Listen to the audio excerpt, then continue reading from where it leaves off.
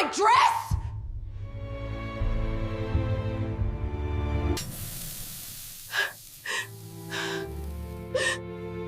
I didn't do it on purpose. Calm down. Shut up. You always take their side. Get out of my life! Today's story reminds us, never look down on the hand that serves you, because sometimes it is the very hand that once raised you. Before you wound the powerless, remember, some people silently hold the entire house together. And the thing that needs ironing most is not the dress, but the heart.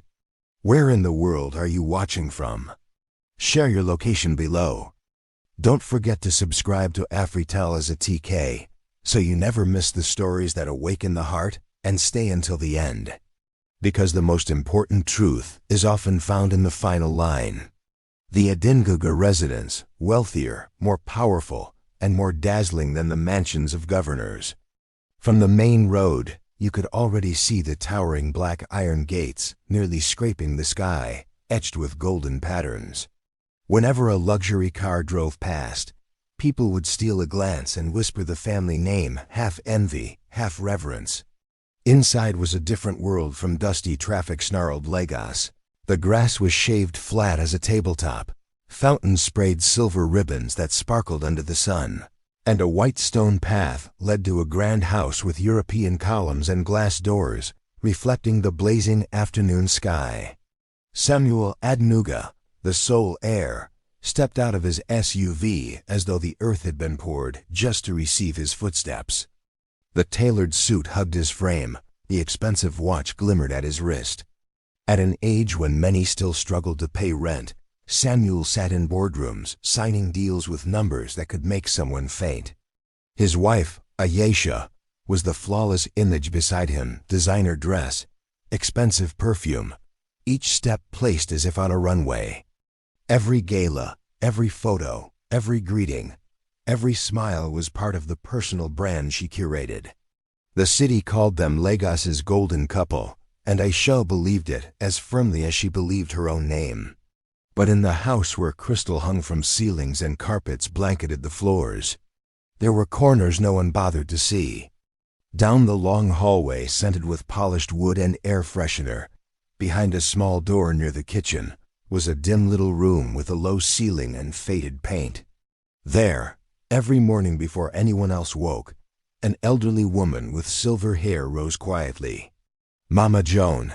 She had no surname in the mouths of the people upstairs. Just Mama Joan, half respect, half convenience. She wrapped a scarf around her head, wore a patched blouse. Her bony hands hardened from decades of scrubbing, cooking, and washing. Her mornings began while the outside world was still bluish gray. She lit the stove, boiled water, checked the day's meals, went to the pantry to count bags of rice and bottles of oil. She moved so softly that even the tiles beneath her feet didn't dare make a sound. One part of this grand estate ran smoothly because of those unheard footsteps. Sometimes the younger maids whispered in the kitchen. Baba Adnuga said she cared for him when he was young. Really? She looks like a village woman who came to the city to work. Who knows? Every old person here is someone's servant. They laughed and drifted away. No one asked more. No one wanted to know. Samuel had heard something like that as a boy, when his father first brought Mama Joan into the house. He vaguely remembered a thin woman standing at the edge of the main room, gripping a cloth bag as if she feared someone would snatch it away. But he had been too busy gaming to care about his father's words. This is the woman who once cared for Baba. She will live with us now. A few days later, she became part of the scenery like a chair, a curtain, a vase always in its place. She cooked meals, folded laundry, and pressed herself against the wall whenever Aisha walked by, her heels striking the floor like a warning. Aisha hated anything that offended her eyes. She hated stains on the wall, hated the clatter of spoons on pots, hated the smell of cheap soap, but most of all, she hated the sight of a bent old woman in her gleaming kitchen. "She makes this house look poor," she murmured to Samuel one evening on the sofa, watching news. Samuel shrugged. She helped my father for years. Just let it go, let it go. That was all he ever did, let go of the lowered gaze when Aisha scolded, the swallowed sighs drifting down long halls, the weight settling on old shoulders whenever his wife threw another command. Under the chandelier's glow, Aisha was the star. Every other person existed only as background. Mama Joan straightened tablecloths, wiped glasses till they gleamed, then stepped back. She had mastered invisibility. She avoided meeting Samuel's eyes, avoided letting her gaze linger, even though sometimes her heart seemed desperate to leap out of her chest and whisper a name. What about Mr. Adenuga? He was the only one who looked at her for a beat too long. In that look lay something heavy, not just gratitude for the woman who once cared for him, but something else. Like guilt, like a debt never paid. Dinner time, he sat at the head, Samuel on the right, Aisha on the left. Mama Joan circled the table, pouring wine, serving soup. "Mama, give me a little more," Samuel said, pointing at the meat. She nodded, smiling faintly, a smile as thin as an old scar. Aisha narrowed her eyes. "Sit down, Samuel. Let staff do their work. Everyone here knows their place. Their place. In this house, everyone's place was set. Samuel, the heir. Aisha, the billionaire's wife. Mr. Adenuga, the maker of it all. Mama Joan, the shadow passing the stairs, the laundry basket, the kitchen door. At night, when lights dimmed and luxury cars slept in the garage like tired beasts, Mama Joan sat on the edge of her narrow bed. Her hands rested on her knees, fingers twisting together. Through her tiny window she looked out at the yard, where once something else existed, children's laughter, a voice calling "Mama" up the stairs. She replayed those echoes in her mind like an old cassette stuck on rewind. A new maid once teased, "Mama, why don't you go back home?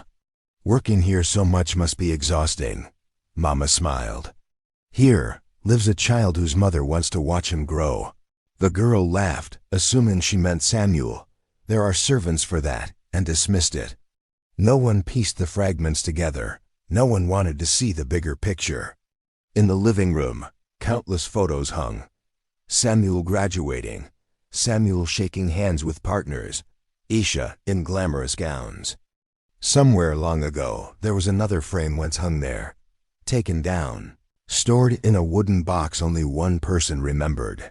Sometimes, walking past her, Mr. Adenuga paused just long enough to whisper, "Are you too tired? Rest early today." She shook her head. "I can manage. As long as I'm here." Here, meaning under this roof. Close enough to hear familiar footsteps on marble floors. Close enough to glimpse the tall figure the world called heir. But she still called by another name in her heart. Aisha never understood, never cared to. She only saw an old woman clinging to the charity of the rich. "Baba Adenuga is too soft. Letting her stay," she said over tea with friends. "She's old. What more does she want? Free food, free bed. That's enough." Outside, Mama Joan hung towels, the breeze tugging lightly at her headscarf. She didn't hear that sentence, but she had heard others like it for years from many mouths. At night, when silence swallowed the estate, someone walking the hall might see her, a small figure in the dark, looking up toward the floor where Samuel slept behind thick doors. In that moment, she was not the help, not Mama Joan. She was simply a mother, standing only a flight of stairs away, but a lifetime apart.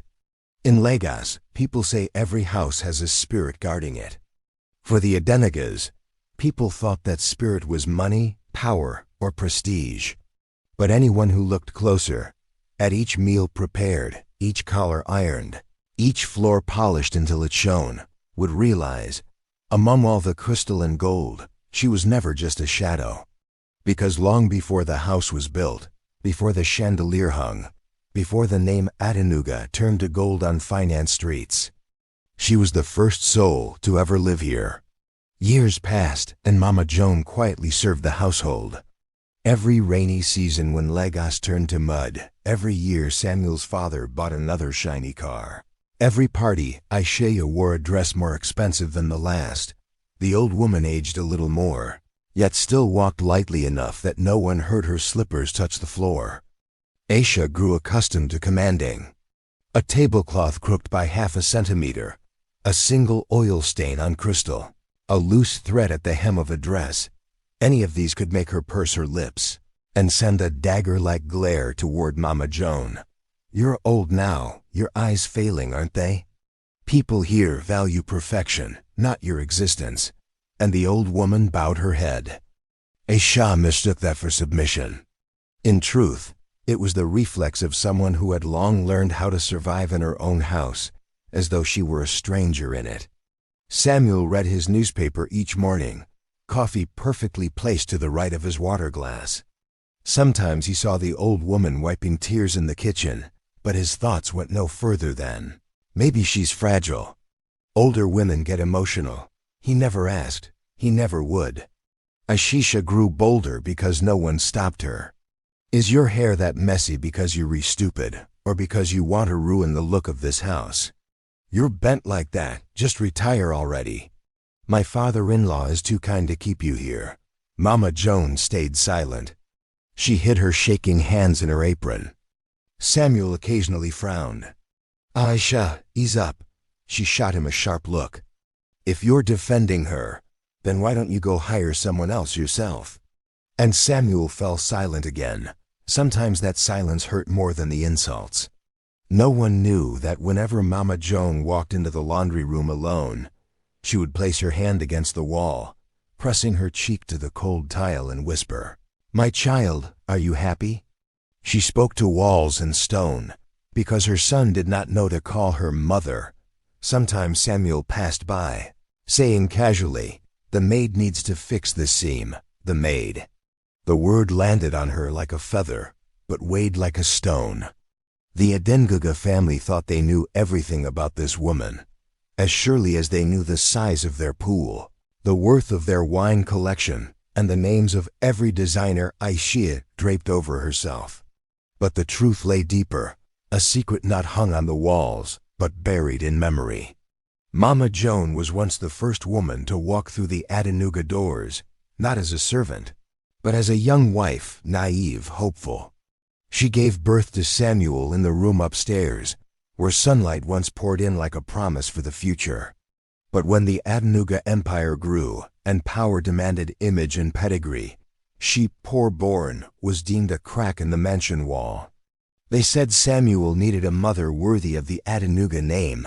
She was sent away, arms around her infant, yet unable to keep him. Samuel grew up believing his mother abandoned him. No one corrected the story, because it was easier than the truth.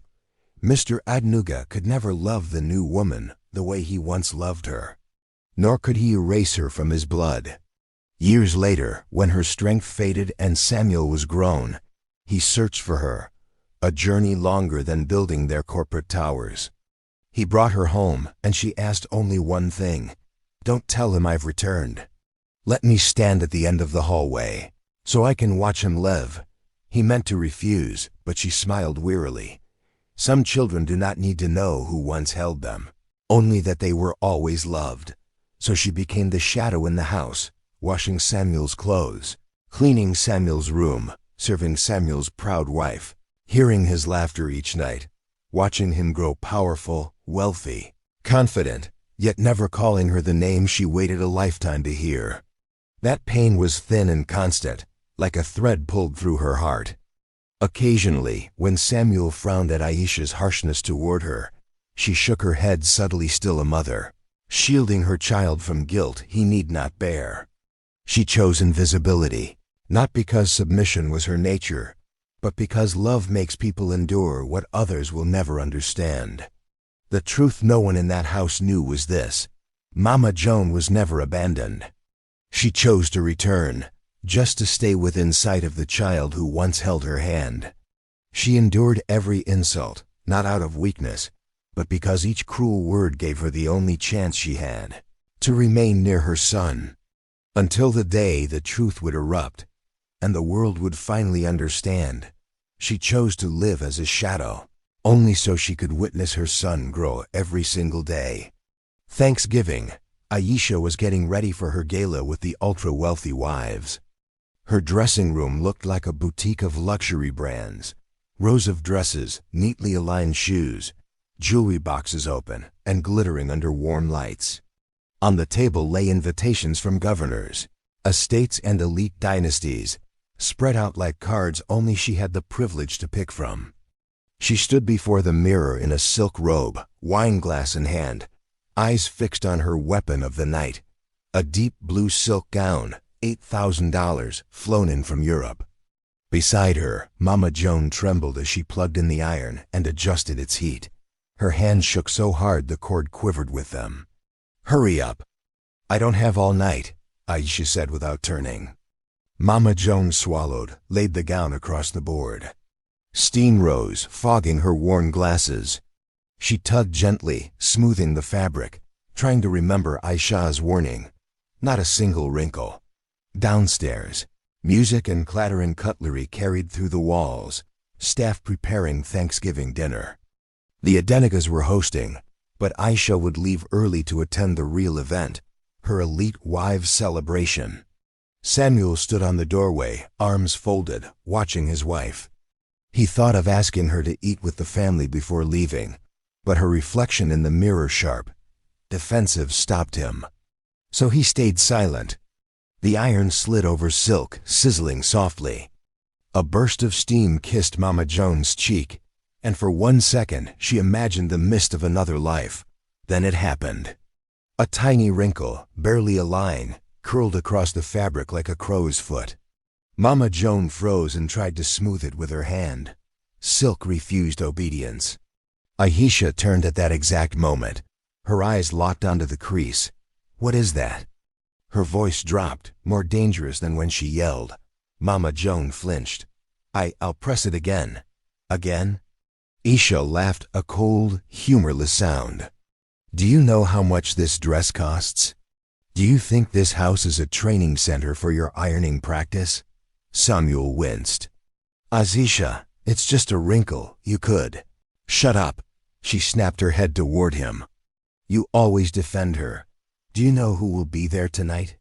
Ministers' wives, CEOs, the press. Do you want them to see your wife looking like she buys her clothes at the market?" Mama Joan clutched the iron, heat blowing against her face. She bowed. "My fault. Just give me 1 more minute." "No." Aisha stormed toward her, yanking the gown from her hands. The silk sliced across Mama Joan's fingers like a paper cut. "You ruined my night. Do you understand? A tiny mistake from you can cost me a reputation before the whole city." Samuel stepped forward. "Aisha, you're taking this too. Enough, Samuel." For the first time her voice cracked from strain. "I spent my life making sure no one could look down on me, and now some old village woman is dragging me down. You don't get it." She turned to Mama Joan, eyes blazing. "Look at you, frizzy hair, bent back, cheap clothes. If it weren't for my father-in-law's kindness, you'd be sleeping on the streets." Every word hit the old woman like a stone. On the streets.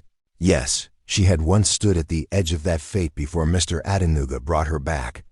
"I'm sorry," she whispered, over and over, like a reflex more than a sentence. Aisha glanced at the iron still glowing, red reflection dancing across the metal like an eye heating up. "Do you know how servants are taught?" She lifted the iron, gripping it tighter. "They're taught by being made to feel their mistakes." Samuel surged forward.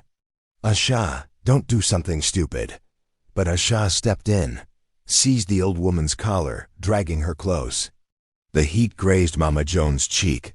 Metal, steam, searing fabric and sweat. "You embarrassed me in front of people," Aisha hissed, "so I'll embarrass you in front of yourself." Time slowed. Mama Joan looked into her eyes and saw not just rage, but her own past self, judged, scrutinized, cornered. Her voice broke like soaked paper. "My girl, don't do this." The word "girl" slipped out before she could stop it. Aisha heard it but didn't care. Samuel heard it but didn't understand. The iron descended. Just inches before flesh, the heat singed stray hair. Burnt hair curled, smoke rising. Samuel lunged. "Aisha, stop!" But he was not the hand that stopped her. Another hand, old, veined, sudden, appeared from the half-open door. It clamped Aisha's wrist with such force she recoiled. The iron dropped, grazed the counter's edge, hit tile, sparks scattering. "Enough!" Mr. Adenuga's voice broke through, hoarse, thunderous. The room froze. Aisha spun around, face crimson. "Baba, didn't you see what she did to my dress?" "You always—" "Be quiet." Just 2 words, the first time he ever spoke to her that way.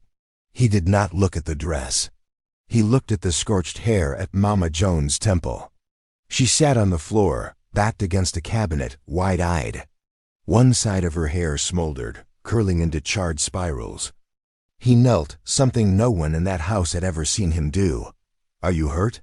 His voice trembled, his hand brushing her cheek, careful to avoid the burn. Mama Joan stared at him. Shame, pain, and something like fear flared in her eyes. Fear that he might say what she had spent decades keeping silent. Samuel froze. He had never seen his father touch a servant like that. He had never seen his father's eyes redden. Aisha gasped for breath, her hands shaking with fury. "Baba, what are you doing?" "She's just—" He turned. His gaze pinned her to the floor. "Never call her she again," he said, each word carved in stone. "Because I wanted you to grow up," she said slowly, each word tearing her throat. Without a heart full of bitterness, Samuel shut his eyes. The invisible thread his father had held for years now tightened around his heart. He had spent a lifetime believing his mother abandoned him, only to realize she had bowed before him every morning just to pour his coffee without daring to speak. He reached out and touched the back of her hand. She jerked, as if that touch was something she had never truly believed she would receive. "Mother."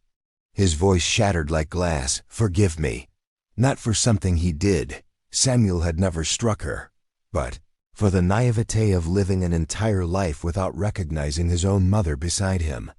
Mr. Adenuga turned away, eyes flooding. The man who signed billion-dollar deals could not sign this feeling into place. Aisha stood trembling, like a lotus stalk beaten by wind. Her lipstick smeared, mascara streaked, her breath hitched like someone watching the fire she set herself. I didn't know," she stammered, fingers digging into her palms. "Please, forgive me." No one answered. No one yelled. Because her actions had already condemned her far harsher than any voice could. Mama Joan looked at her, not with accusation, but with the gaze of someone who understood that people are often cruelest when they feel small. Aisha collapsed beside Samuel, forehead pressed to the hem of the silk gown she once valued more than people. "Mother, please, I'm sorry. I didn't know." She wasn't apologizing because she didn't know, but because she never tried to know. Mama Joan slowly lifted her hand and placed it on the young woman's cheek. That hand still held faint heat from the iron, yet Aisha shivered because of its warmth. Her voice was soft, but in that vast room it echoed louder than the crash of metal on marble earlier. "Learn to see people," she whispered, thumb brushing the flushed skin on Aisha's face. "Not only yourself." Her first words to her daughter-in-law were not punishment, but salvation. Aisha broke silent tears, only sobs. Samuel held his mother's hand, for the first time feeling as if the fragile thread of blood between them had finally been tied back together. Mr. Adenuga stepped back, to let the 3 of them face their wound and their beginning. Mama Joan looked at them then, her eyes no longer those of a servant, but of a mother finally given back her name. One sentence, yet it was judgment and forgiveness at the same time. The weeks that followed. From the outside, the Adenuga estate remained unchanged. Iron gates, fountains, warm lights spilling across white walls. But inside, something had shifted, as if someone had quietly rotated the axis of the entire house. At the first family dinner after Thanksgiving, Samuel pulled his chair closer to Mama Joan. He didn't sit angled toward Aisha as usual. Instead, he slid his seat down toward the far end of the table, the place she had always circled, silent, pouring soup and serving rice. "Sit here, mother," he said gently, pulling out the chair. "You don't stand and serve anymore." Mama Joan froze like a schoolchild called to the front of class. She had spent years behind everyone else, pouring, carrying, never imagining she would one day sit as someone to be served. Mr. Adenuga watched from the head of the table. In his aging eyes was pride and regret. But between the two, he chose silence, so he wouldn't break the fragile moment unfolding before him. Aisha walked in from the kitchen, carrying dishes, the scent of spices and black pepper drifting across the room. For the first time, she, not the staff, and not Mama Joan, had cooked dinner. I'm not sure I did it right," she murmured as she set the plate down, not daring to look at anyone.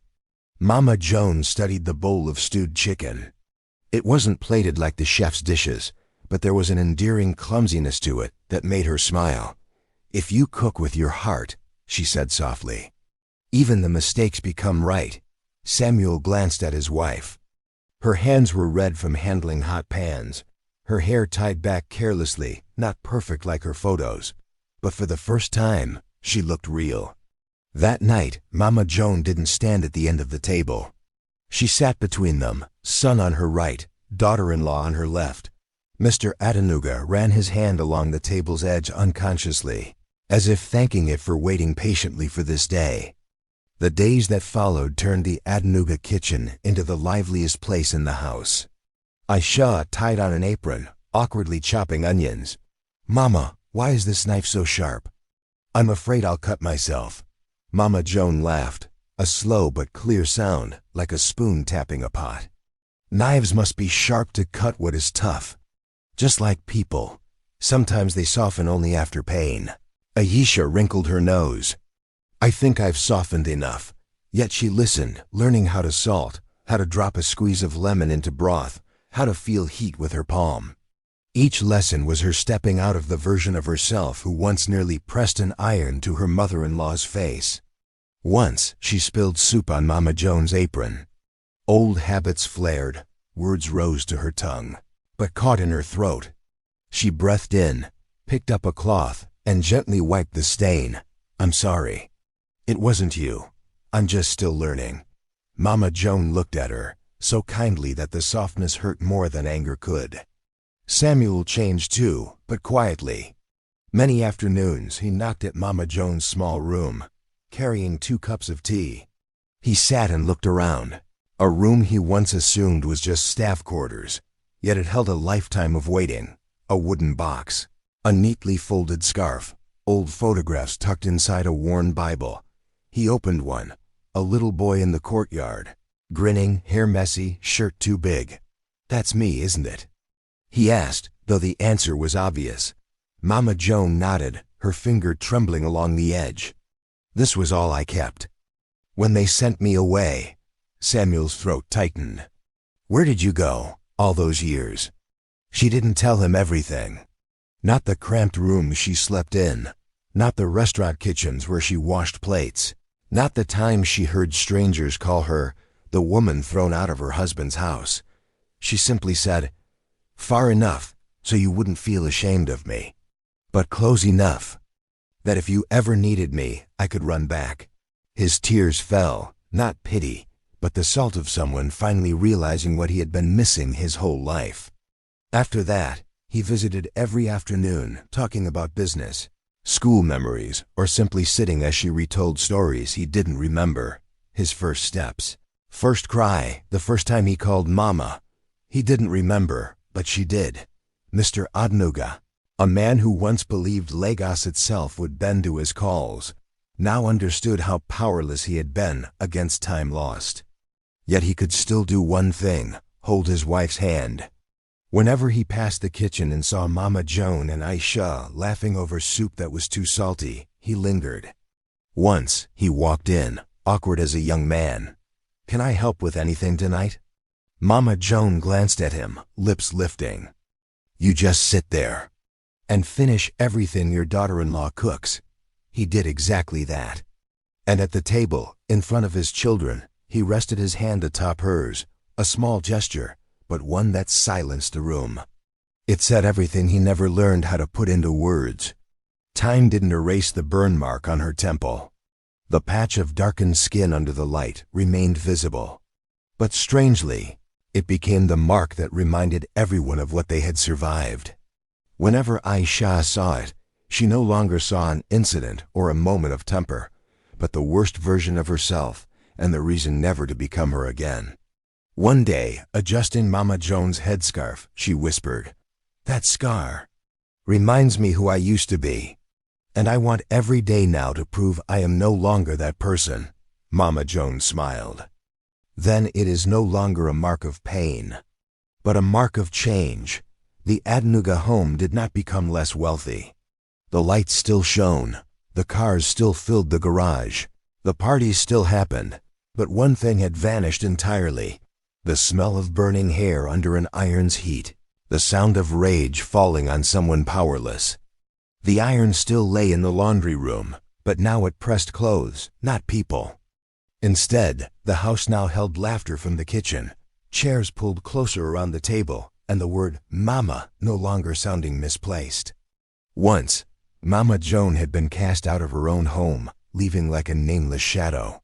In the end, she returned to her rightful place: mother, matriarch, heartbeat of the family. And Samuel learned a lesson he knew he would carry for life. Sometimes the person most worthy of honor is the one we treated the worst.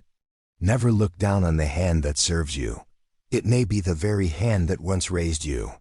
Pause before you wound the powerless, for sometimes they are the unseen pillars holding the house together. And remember, the thing most in need of ironing is not the dress, but the heart.